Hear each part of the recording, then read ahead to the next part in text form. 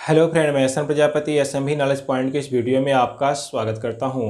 और फ्रेंड, अगर अभी तक आपने हमारे चैनल को सब्सक्राइब नहीं किया है तो प्लीज़ आप इस चैनल को सब्सक्राइब कर लें, क्योंकि इस चैनल पर आपको आपके कंपटीशन और इंटरमीडिएट से संबंधित बहुत ही अच्छे अच्छे वीडियो देखने को मिलते हैं, जो कि आपके आगामी प्रिपरेशन की दृष्टि से बहुत ही महत्वपूर्ण होंगे। तो आइए शुरू करते हैं। आज के इस वीडियो में हम आपको बताएंगे दो आवेशित चालकों को आपस में जोड़ने पर आवेशों का पुनर्वितरण, रीडिस्ट्रीब्यूशन ऑफ चार्जेज। तो यहाँ पर देखेंगे कि यह एक चालक A है और यहाँ पर एक दूसरा चालक B है। A कुचालक स्टैंड पर है और यहाँ पर प्रारंभ में आवेश Q1 है, यहाँ पर आवेश Q2 है। जो कंडक्टर A है इसका कैपेसिटी C1 है और कंडक्टर B की कैपेसिटी C2 है। और यहाँ पोटेंशियल V1 है और यहाँ पोटेंशियल V2 है। यहाँ हम यह मानकर चलते हैं कि V1 ग्रेटर देन V2। यहाँ पर ऐसा माना गया कि V1 ग्रेटर देन V2 और ये दोनों क्या है? कंडक्टर हैं। ये दोनों कंडक्टर हैं। तो यहां पर अब हम लोग देखते क्या है कि Q1 equal to C1 V1 तथा Q2 equal to C2 V2 होता है। और यहां पर जब इनको किसी कंडक्टर से, किसी चालक तार से जब इसको क्या कर दिया जाए, आपस में जोड़ दिया जाए, ये क्या है? कंडक्टर है। यह कोई चालक तार है, कोई एक कंडक्टर है, इससे A और B को मिला दिया गया। यहां पर दो कंडक्टर A और B अलग अलग हैं, लेकिन एक कंडक्टिंग वायर के माध्यम से दोनों को आपस में मिला दिया। जब आपस में मिला देंगे तो यहां पर जो टोटल कैपेसिटी है, कैपेसिटी C1 प्लस C2 रहेगा। तो यहां पर देखेंगे टोटल कैपेसिटी, लिखेंगे चालकों को किसी चालक तार द्वारा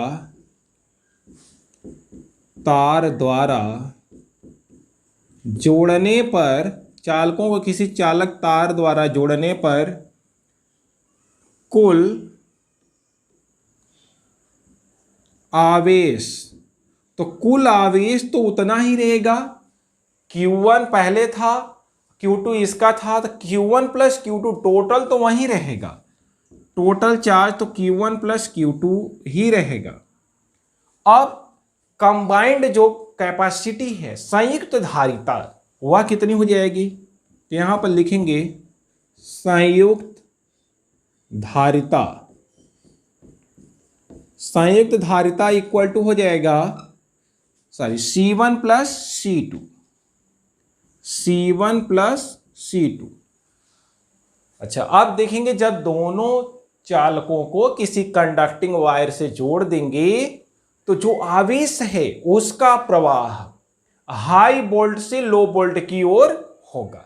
यहां पर हमने मान लिया कि V1 ग्रेटर देन V2, तो यहां पर जो चार्ज का फ्लो होगा वह Q1 से Q2 की ओर होगा। कब तक होगा? कब तक चार्ज Q1 से निकलकर Q2 तक जाएगा? जब तक कि दोनों का पोटेंशियल इक्वल न हो जाए। यानी जो V1 इसका पोटेंशियल था, V2 इसका पोटेंशियल था, जब दोनों के पोटेंशियल इक्वल हो जाएंगे तब आवेश का यहां से इधर जाना रुक जाएगा। तो मान लिया कि संयुक्त चालक का जो पोटेंशियल है वह V है। यहां पर यह भी मानेंगे कि माना संयुक्त चालक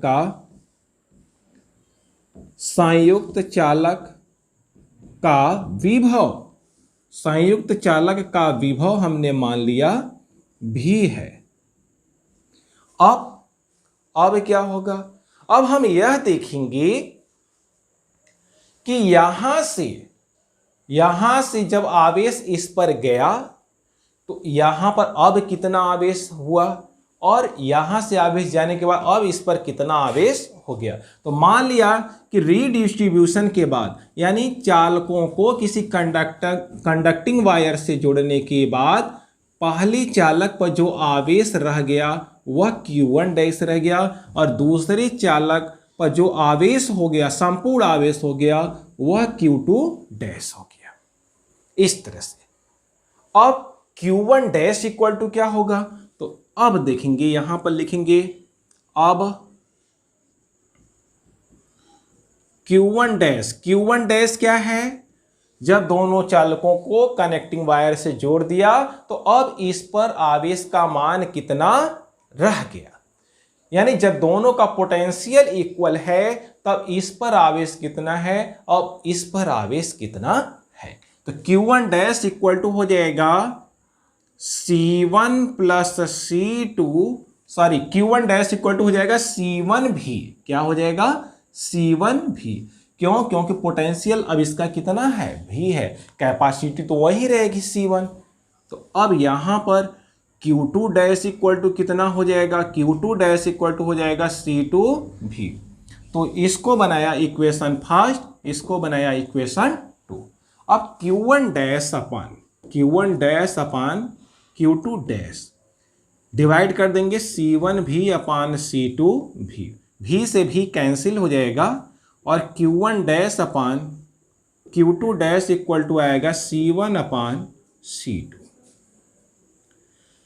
इट मीन्स, इसका क्या मतलब हुआ, इसका मतलब यह हुआ कि आवेशों का पुनर्वितरण उनकी धारिताओं के अनुपात में होता है। इससे कितना आवेश इस पर गया या इसने कितना आवेश प्राप्त किया, तो उन दोनों का जब रेशियो निकाला गया तो वह आ गया C1 अपान C2। मीन्स आवेशों का पुनर्वितरण उनकी धारिताओं के अनुपात में होता है। यहां से एक निष्कर्ष निकला, रिजल्ट निकला कि आवेशों का पुनर्वितरण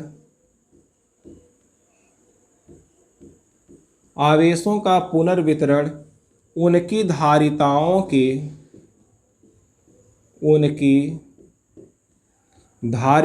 के अनुपात में होता है।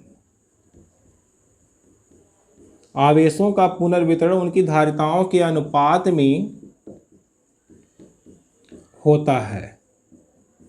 इस तरह से अब हम देखेंगे जो कंबाइंड कंडक्टर हो गया, यानी इन दोनों को जब आपस में मिला दिया तो जो कंबाइंड कंडक्टर है उसका पोटेंशियल कितना हो गया। तो अब यहां पर अब आते हैं संयुक्त चालक का विभव।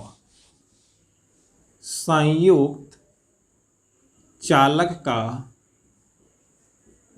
विभव, तो जब दोनों चालकों को किसी पतले तार से हमने आपस में जोड़ दिया तो संयुक्त चालक का विभव मान लिया कि V हो गया है। तो अब V का मान कितना होगा, तो यहां पर जरा देखेंगे V इक्वल टू हो जाएगा Q1 plus Q2 upon C1 plus C2।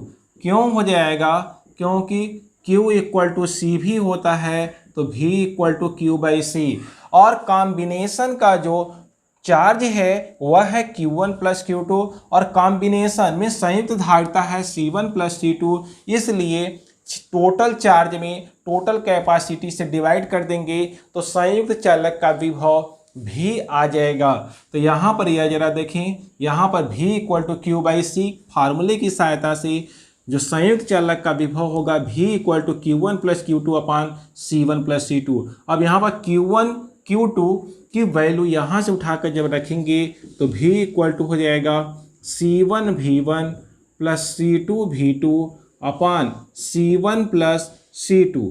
अब इसको बनाते हैं इक्वेशन 3।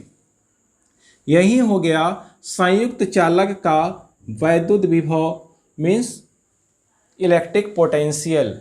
अब इसके बाद आते हैं कि आवेश कितना ट्रांसफर हुआ, यानी स्थानांतरित आवेश की मात्रा। अब अगला जो हेडिंग है ये था संयुक्त चालक का विभव, अब अगला हेडिंग है स्थानांतरित आवेश की मात्रा, स्थानांतरित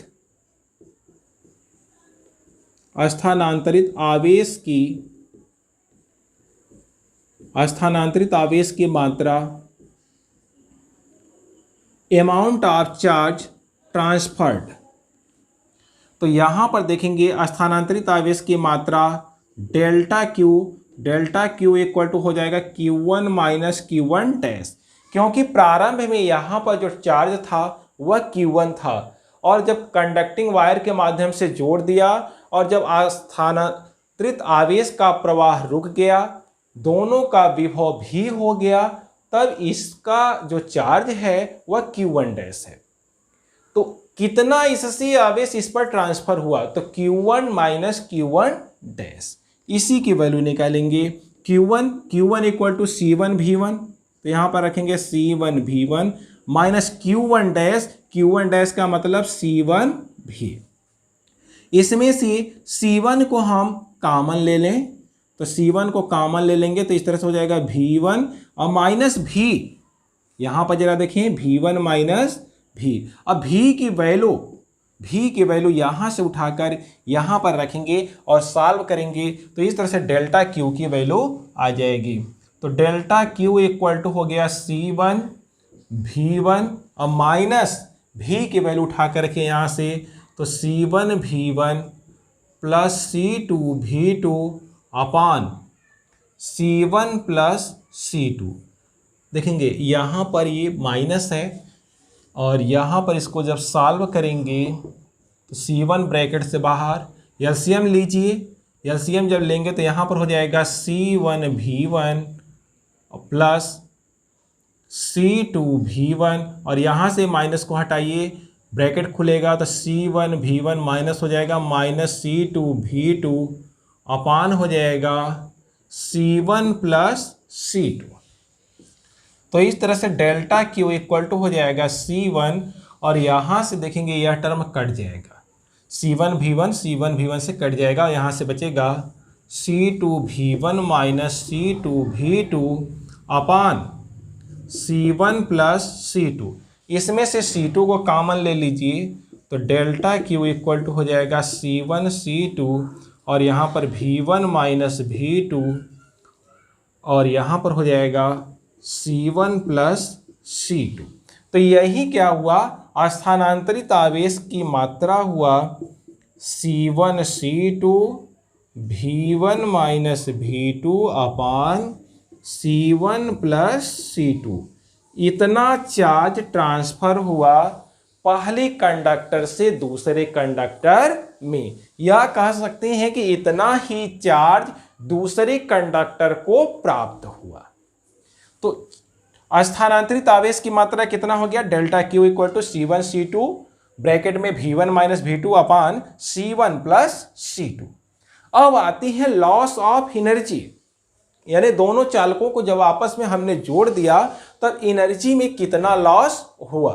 तो देखेंगे अब इसके बाद अगला जो हेडिंग है वह है कि लॉस ऑफ एनर्जी, ऊर्जा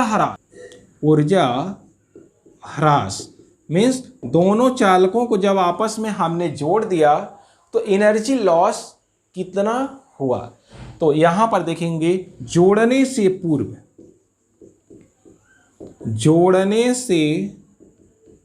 पूर्व पहले चालक की एनर्जी, पहले चालक ए की ऊर्जा लिख सकते हैं, पहले चालक ए की ऊर्जा, तो ऊर्जा ऊर्जा का फार्मूला होता है हाफ CV², तो हाफ C1 V1²। दूसरे चालक का ऊर्जा, दूसरे चालक की ऊर्जा, दूसरे चालक बी की ऊर्जा भी लिख सकते हैं, दूसरे चालक यहाँ पर बी की ऊर्जा, दूसरे चालक यहाँ पर लिख दीजिए बी की ऊर्जा, दूसरे चालक बी की ऊर्जा तो हाफ C2 V2²। अब संयुक्त चालक की ऊर्जा कितनी हो जाएगी, तो यहां से जरा देखेंगे, अच्छा यहां पर लिखेंगे संयुक्त चालक की ऊर्जा, संयुक्त चालक की ऊर्जा, संयुक्त चालक की जो स्थितिज ऊर्जा होगी वो होगी, देखिए हाफ C1 प्लस C2। यहां पे क्या होगा, यहां पर क्या देखिएगा, half C1 plus C2 half CV square, इस तरह से फार्मूला बनेगा। क्योंकि जब दोनों चालकों को आपस में हमने जोड़ दिया, ये है संयुक्त विभव। जब दोनों कंडक्टर को आपस में हमने जोड़ दिया तो उस अवस्था में इसका जो पोटेंशियल है वह भी है, और लेकिन इनकी कैपेसिटी तो वही रहेगी C1 plus C2।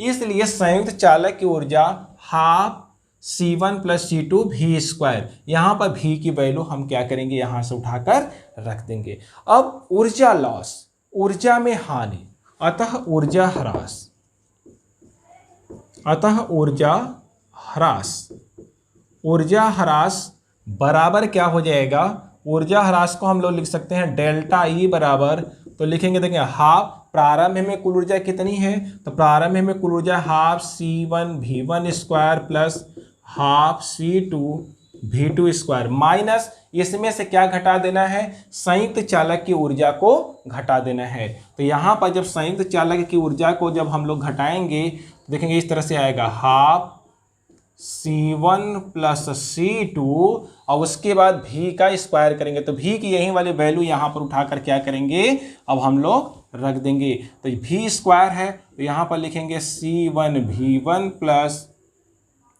C2 V2 whole square upon, square करके रखना है C1 plus C2 whole square.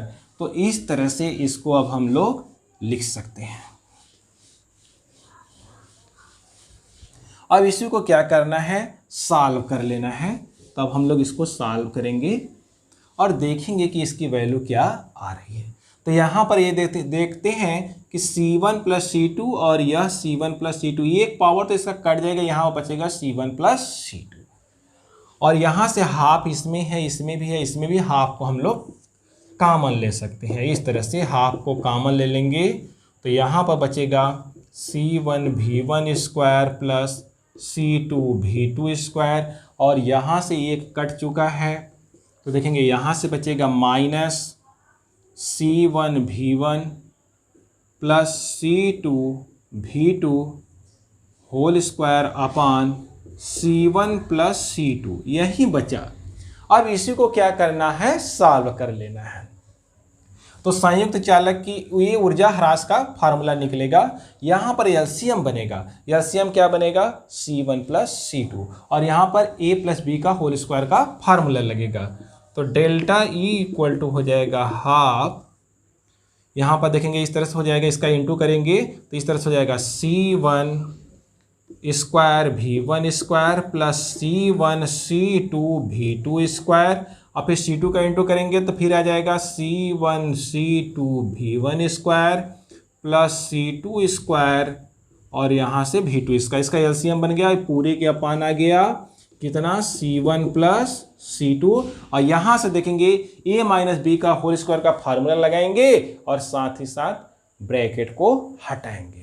तो यहाँ से हो जाएगा देखेंगे minus C1 V1 square, C1 square V1 square minus C2 square V2 square, और यहाँ पर आएगा -2 C1 C2 V1 V2, इस तरह से यह आ जाएगा, इस तरह से।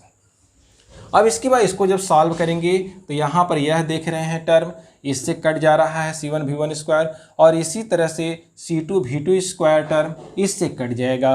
अब इसके बाद बचेगा क्या, यहाँ से 1 2 3 टर्म बचेंगे ऊपर से। तो इस तरह से इसको लिख सकते हैं delta E equal to half, यहाँ से बचेगा C1 C2 V2 square plus C1 C2 V1 square minus 2 C1 C2 into V1 V2 upon C1 plus C2, इस तरह से। अब इसमें से कॉमन है C1 C2। तो जब C1 C2 कॉमन ले लेंगे तो यहाँ से देखिए इस तरह से हो जाएगा delta E equal to half C1 C2 upon C1 plus C2। देखेंगे इस तरह से, इसमें से C1 C2 तीनों पदों में है, यह कॉमन ले लिया, हाफ पहले से है, अपान C1 प्लस C2 है। तो इस तरह से इसको लिख दिया।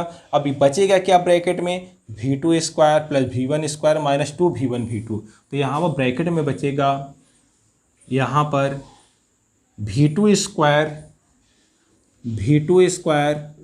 Plus V1 square minus 2V1 V2 यह बचेगा। अब इसमें से इसको लिख सकते हैं delta E equal to half C1 C2 upon C1 plus C2, इसको लिखेंगे V1 माइनस V2 का होल स्क्वायर। तो इस तरह से डेल्टा E आ गया half C1 C2 upon C1 plus C2, इस तरह से कह सकते हैं, ये हाफ है, और यहाँ से आ गया V1 माइनस V2 का होल स्क्वायर। तो यही क्या आ गया, लॉस इन एनर्जी। यही क्या है, लॉस इन एनर्जी का फार्मूला आ गया। तो लॉस इन एनर्जी में हम लोग देखते क्या है, इसको इक्वेशन स्टार बना लेते हैं। यहाँ पर देखते हैं कि ये क्या है, पूर्ण वर्ग है। यहाँ पर V1 माइनस V2 का होल स्क्वायर है और यह पूरा का पूरा पॉजिटिव क्वांटिटी है। इसका मतलब यह हुआ कि जब दोनों चालकों को किसी कंडक्टिंग वायर के माध्यम से जोड़ेंगे तो जो ऊर्जा का ह्रास होगा वह ऊर्जा कह सकते हैं कि ऊष्मा, प्रकाश या शोर के माध्यम से नष्ट हो जाएगा। कितनी ऊर्जा नष्ट होगी, तो यहाँ पर उसका वैल्यू है कि इतनी ऊर्जा का क्या हो जाएगा, लॉस हो जाएगा, ह्रास हो जाएगा, और वह ऊर्जा ऊष्मा, प्रकाश और शोर के माध्यम से नष्ट हो जाता है। तो इस तरह से इस टॉपिक को आप समझ गए होंगे।